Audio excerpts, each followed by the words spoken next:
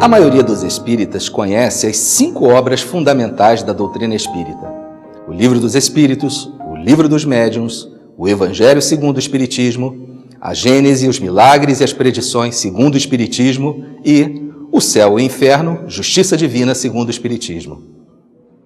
Assim como o próprio Evangelho de Jesus, todas as obras espíritas publicadas pelo codificador são atemporais. Foram atuais no século XIX, são atuais no presente e ainda o serão no futuro.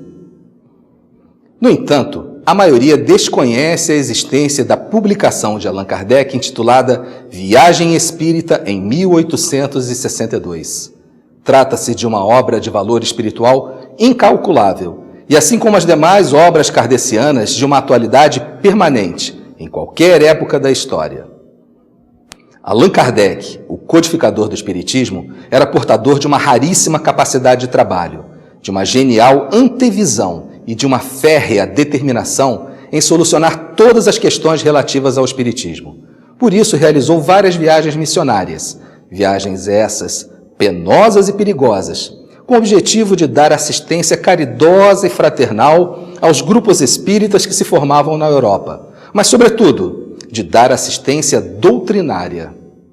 Graças à sua elevadíssima estatura espiritual, ao seu agudo senso de professor formado na escola pestalozziana, mas graças, sobretudo, a uma intensa e constante assistência de o Espírito de Verdade e sua equipe espiritual, Allan Kardec realizou um profundo diagnóstico dos problemas, lutas, incompreensões e adversidades, internas e externas, por que passavam as comunidades visitadas, e, por consequência, pelas quais também passaria o movimento espírita no futuro.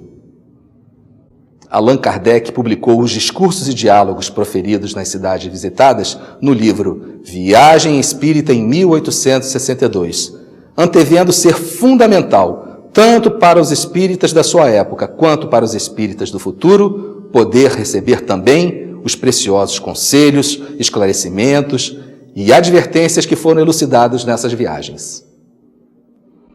A editora Federação Espírita Brasileira publicou o livro Viagem Espírita em 1862 e outras viagens de Kardec, agregando ao livro originalmente publicado por Allan Kardec muitos outros discursos que foram proferidos nas viagens missionárias que o codificador também fizera nos anos de 1860, 1861, 1864 e 1867. Como toda a obra publicada pelo codificador, o livro Viagem Espírita em 1862 e outras viagens de Kardec também é de atualidade constante. Nas luminosas dissertações contidas nesse volume, os espíritas encontrarão os bálsamos para as suas angústias pessoais em face dos espinhos comuns aos que trilham os caminhos do trabalho na seara espírita. Além disso, os grupos espíritas poderão colher as mais seguras orientações para as pelejas que afligem suas lideranças e equipes.